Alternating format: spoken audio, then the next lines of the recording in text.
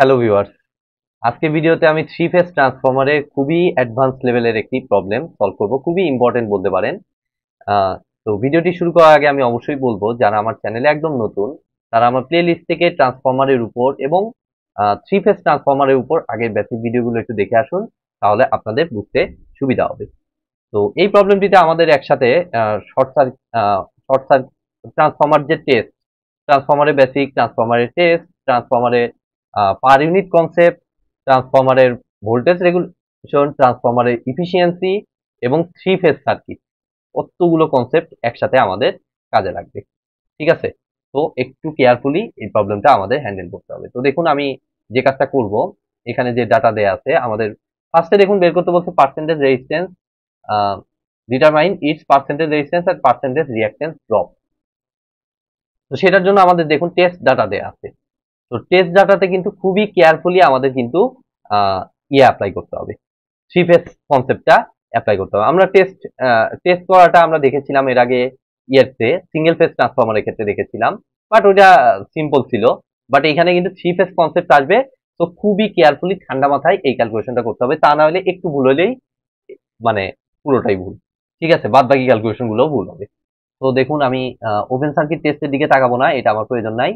আমি এর আগেও ট্রান্সফরমার এই টেস্টের ম্যাথ গুলো করার সময় দেখিয়েছি, আমি এটার খুব একটা লাগে না। এখান থেকে আমাদের শুধুমাত্র যদি আর ওই যে আরসি এবং এক্সএম বের করতে বলে, তখনই ওপেন সার্কিট টেস্টের ডাটাগুলো ব্যবহার করতে হয়, আদারওয়াইজ প্রয়োজন নাই। তো এইখানে আমরা দেখতে পাচ্ছি শর্ট সার্কিট টেস্ট, এখানে আমার দিতে বলছে এইচবি সাইড। তো এইচবি সাইডে আমি একটু মার্ক করে রাখি, অর্থাৎ এইচবি সাইডে আমাদের টেস্ট করতে বলছে। অর্থাৎ এই যে রিডিং গুলো 400 ভোল্ট, 175 অ্যাম্পিয়ার, 17 কিলোওয়াট, এগুলো সব এইচবি সাইড। এবং এইচবি সাইডটা কি কানেকশনে আছে? ডেল্টা কানেকশনে আছে। তো এটাকেও একটু মার্ক করে রাখি, যেহেতু আমাদের টেস্ট ডাটাটা এখান থেকে আমরা দেখব। এখন আমরা প্রসিড করব। সেটা হচ্ছে, আমরা দেখেছিলাম যে এখানে আমাদের কাজ করতে হয় কিভাবে।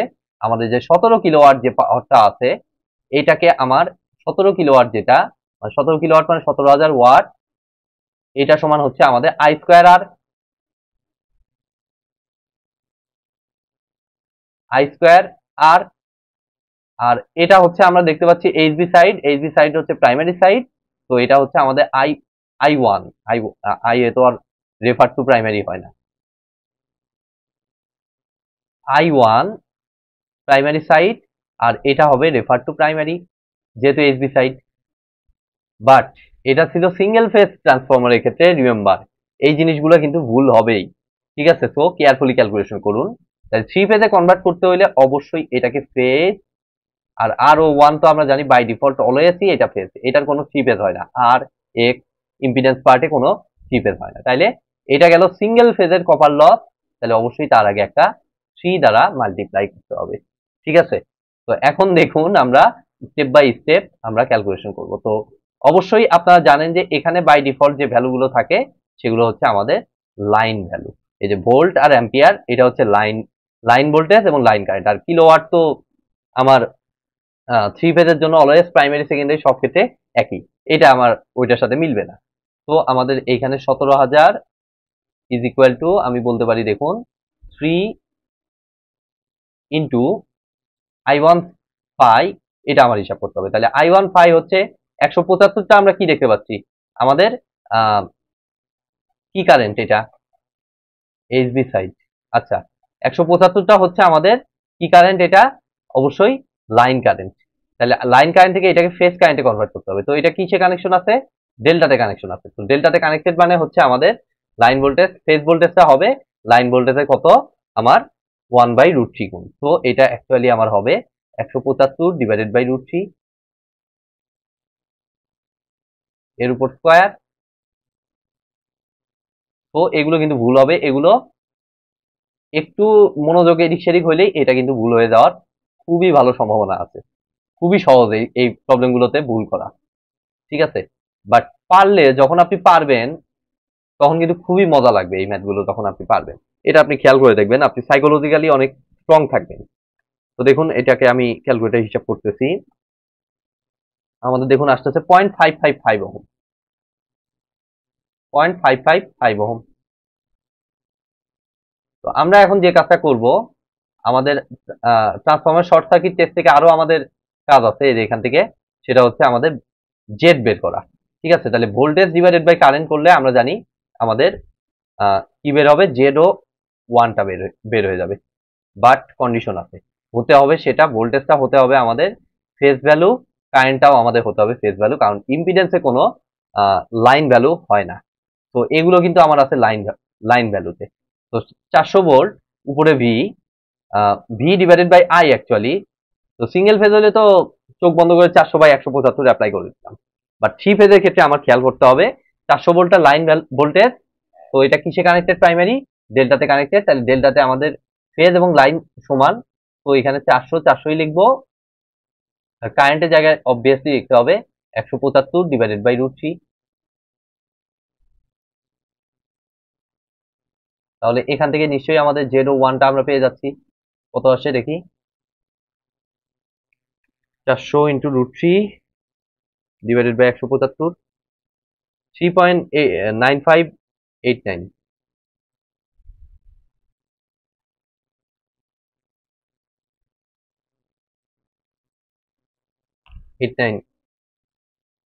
ওহম। তাহলে এখন নিশ্চয়ই আমরা এক্সও ওয়ানটা পাবো, এক্সও ওয়ানের ওহমিক ভ্যালুটা পাবো। তাহলে এক্সও ওয়ানের ওহমিক ভ্যালু ফর্মুলা কি আমরা জানি, একদম ইজি ফর্মুলা, √অফ জেড ও ওয়ানের উপর স্কোয়ার, জেড ও ওয়ানের উপর স্কোয়ার মাইনাস আর ও ওয়ানের উপর স্কোয়ার। তো এটাকে যদি আবার আমি ক্যালকুলেশন করি, তাহলে দেখুন আমার আসতেছে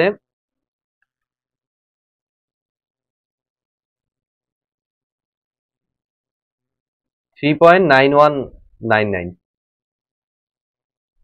3.9199 এত ওহম। এবার আমাদের উদ্দেশ্য হচ্ছে পার্সেন্টেজ আর বের করা। তো পার্সেন্টেজ আর বের করতে আর কিছুই না, খুবই সিম্পল। আমাদের এইটাকে জাস্ট ভাগ দিয়ে দিতে হবে, এটা হলো আমার অ্যাকচুয়াল ভ্যালু, আমাদের এখন পার্সেন্টেজ ভ্যালু লাগবে, তার মানে পার ইউনিটে কনভার্ট করবো, অর্থাৎ মূল ভ্যালুকে আমাদের বেস ভ্যালু দ্বারা ভাগ করতে হবে। তাহলে পার্সেন্টেজ আর, এখানে আমরা ধরেছি কি আমাদের প্রাইমারি সাইড আমরা ধরেছি, তাহলে প্রাইমারি সাইডের বেসটা আমাদের তৈরি করতে হবে। তাহলে ইম্পিডেন্সের বেস হচ্ছে আমাদের V base by I base. তো ভি বেসটা হচ্ছে V base by I base, অবশ্যই এটা হবে ফেজ ভ্যালুতে। তো ভি বেসটা হচ্ছে আমাদের কত, প্রাইমারি 6600। তো লাইন ভোল্টেজও 6600, ফেজ ভোল্টেজও 6600, কেননা এটা হচ্ছে আমাদের কি ডেল্টা কানেক্টেড। আর নিচে হচ্ছে আমাদের কত,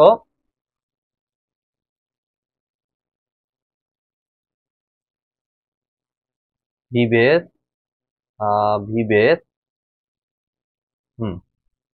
ভি বেস। এখন সমস্যাটা হইলো আমাদের এস বেসটা কিন্তু আমাদের, সরি, ভি বেস আমরা বসাইলাম, বাট নিচের আই বেসটা কিন্তু সরাসরি আমরা পাচ্ছি না। ঠিক আছে, আবার আপনি এই 175 অ্যাম্পিয়ার বসিয়ে দিয়েন না, যদি বসান তাহলে কিন্তু বিশাল লেভেলের ভুল হয়ে যাবে, কারণ এটা কিন্তু টেস্টের রেজাল্ট। ঠিক আছে, এটা কিন্তু টেস্টের রেজাল্ট, নট বেস ভ্যালুর রেজাল্ট। তো বেস ভ্যালুর জন্য আপনাদের দেখুন এস যে আছে, তো এখান থেকে আই বেসটা ফেস ভ্যালু আপনার বের করতে হবে।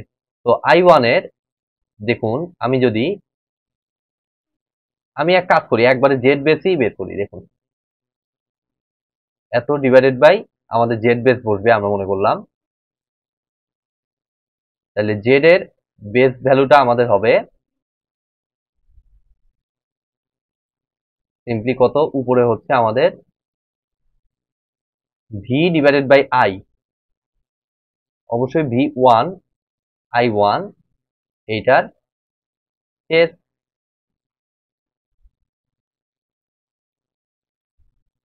তাহলে ভি ওয়ান ফেজটা তো আমরা পাচ্ছি, খুব ইজি ভাবে পাচ্ছি। ভি ওয়ান ফেজ হচ্ছে আমাদের 6600, 6600 হবে, কেননা ডেল্টা কানেক্টেড। আর আই বেসটা, আই ফেজ যেটা, এটা আমরা সরাসরি পাচ্ছি না। তো এটার জন্য আমাদের এটা কি ডেল্টা কানেক্টেড, আচ্ছা হোক। আই সমান আমরা জানি এস ডিভাইডেড বাই √3 বিএল, এটা হচ্ছে আমাদের আই এল, তাই না? বাট আমাদের উদ্দেশ্য হচ্ছে কি বের করা, আমাদের উদ্দেশ্য হচ্ছে আই এর ফেজ ভ্যালুটা বের করা। তো ফেজ ভ্যালু মানে কি, আইএল ডিভাইডেড বাই √3, যেহেতু ডেল্টা কানেক্টেড, তাহলে IL divided by √3, IL divided by √3। তো এইটা যদি এখন আলটিমেটলি আমরা বসাই, আইএল এর ভ্যালু দেখুন উপরে জানা আছে, এটাকে যদি আমরা বসাই তাহলে এটা সিম্পলি দেখুন আমার আসতেছে এস ডিভাইডেড বাই 3VL, কিছুই না। ঠিক আছে, তো এইখানে অ্যাকচুয়ালি হবে আমাদের আই ফেজটা, এই যে I1 ফেজটা হবে এস, টোটাল এস কত 2000 কেভিএ, 2000 ইন্টু 1000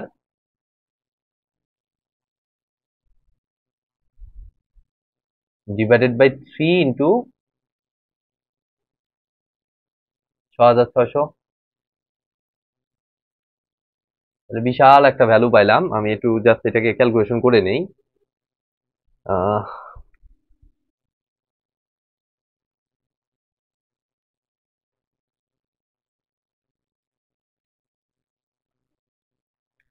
আমি জাস্ট ক্যালকুলেটারে দেখুন বসাচ্ছি, এটা কিছুই না। এটা অ্যাকচুয়ালি আমাকে দিচ্ছে 65.34 ওহম, 65.34 ওহম। তাইলে আমাদের বেস ভ্যালুটা নিচে আমাদের হবে 65.34 ওহম। তাইলে এখন যেটা পাইলাম এটা আসলো আমাদের পার ইউনিটে, বাট আমাদের লাগবে পার্সেন্টেজ ভ্যালু। তাইলে জাস্ট কিছুই না, এটার সাথে 100 দিয়ে গুণন করলেই পার্সেন্টেজ ভ্যালুতে কনভার্ট হয়ে যাবে। ঠিক আছে, আমরা বেস বের করার মাধ্যমে এইটুকু হিসাব করলাম। এখন দেখুন আমি এই কাজটাই করব, 0.555 ভাগ 65.34 ইন্টু 100%। তাহলে আমাদের এটা আসতেছে 0.849%, 0.849%।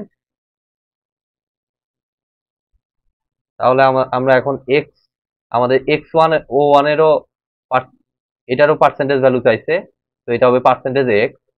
পার্সেন্টেজ ভ্যালুতে কিন্তু কোনো refer to primary refer to secondary হয় না, যে দিক থেকে আপনি হিসাব করেন একই রেজাল্টই দিবে। ঠিক আছে, তো এটা অ্যাকচুয়ালি হচ্ছে X1 এর actual value 3.9199 divided by 65.34 into 100%।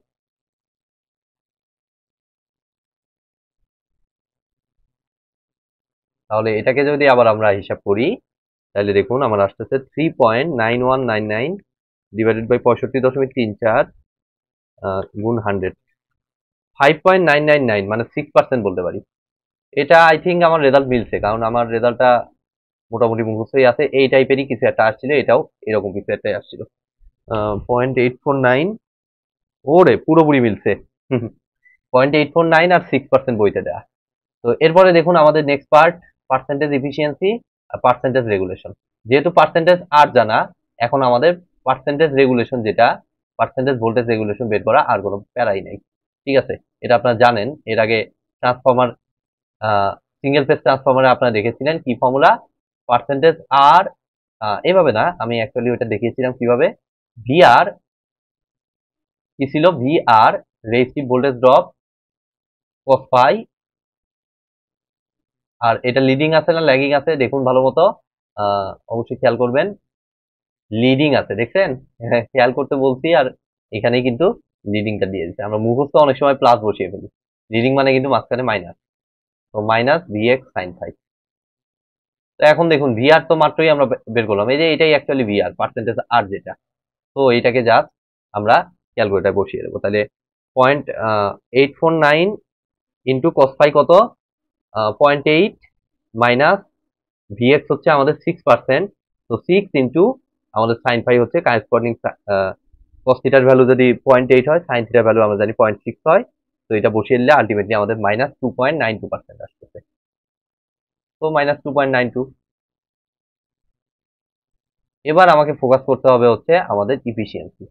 তো ইফিসিয়েন্সি হচ্ছে আমাদের ইটা দ্বারা প্রকাশ করা হয়, এবং এটার ভ্যালু হচ্ছে output divided by output plus all type of losses.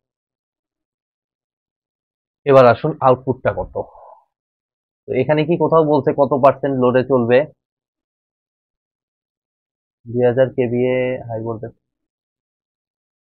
এই যে ফুল লোড।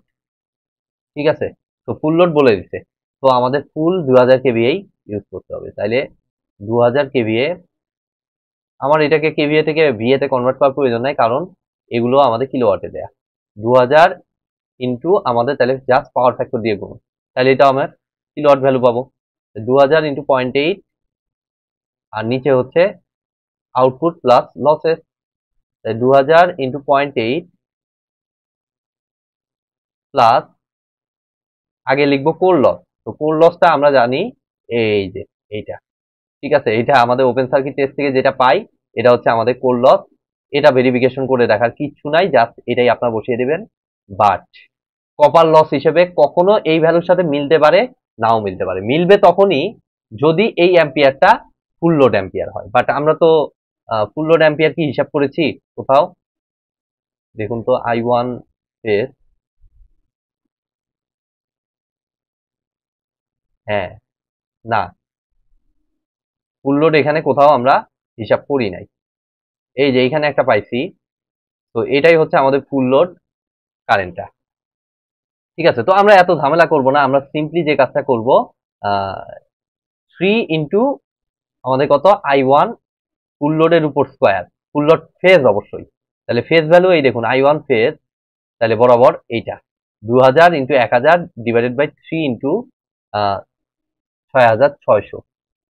এটা কি হইল?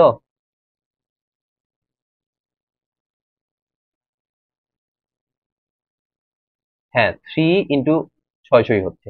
ঠিক আছে, তো এইখানে আমি লিখে দিব 2000, ওই ভ্যালু ইউজই করব না, ওখানে যে ভ্যালু আছে ওইটা আমি ইউজই করব না, এখান থেকে জাস্ট আমরা বের করব। 3 into 2000 into 1000 divided by 3 into 6600, এটা হচ্ছে আই এর, প্রাইমারি আই এর ফেজ ভ্যালু। আই এর উপর আমরা কি জানি, ফেজ ভ্যালু আই ফেজের উপর স্কোয়ার ইন্টু আমাদের কত, আরো ওয়ান। তো আরো ওয়ানটা কত, আরো ওয়ানটা আমরা বের করেছি এই যে 0.555। তো এটা বসাবো, দেন এর সাথে ইফিসিয়েন্সি যেহেতু বের করছি, এখানে অবশ্যই 100 দিয়ে গুণন দিতে হবে পার্সেন্টেজের নিতে। তো এত ইন্টু 100%, বিশাল একটা প্রবলেম আমরা সলভ করতেছি। তো হয়ে গেছে। তো দেখুন, আমি ঝামেলার পার্টটাই আগে করতেছি। 2000 ইন্টু 1000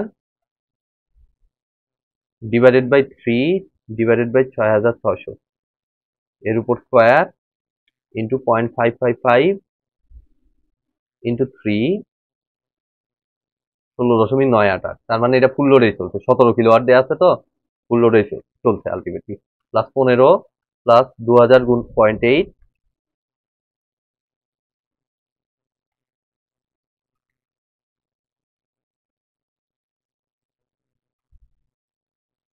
ও সরি, ক্যালকুলেশন ভুল হয়ে গেল। দেখুন, আমি আরেকবার একটু হিসাব করতেছি, ক্যালকুলেশনটা একটা ভুল হয়েছে। 2000 into 1000 divided by 3 divided by 6600 এর উপর square into 3 into 0.555 plus 15, sorry, ও 17,000 আসছে। ও মাই গড, এটা তো আমার আই স্কোয়ার আর করলে তো আমার ওয়াটে আসবে, তো এটাকে অবশ্যই আগে 1000 দিয়ে ভাগ দিতে হবে। ঠিক আছে, যেহেতু আমরা বাদ বাকি ভ্যালুগুলো কিলো ওয়াটে নিয়েছি, তো এটা 1000 দিয়ে ভাগ না দেওয়ার কারণে আমাদের উল্টাপাল্টা ভ্যালু আসতেছে। ঠিক আছে,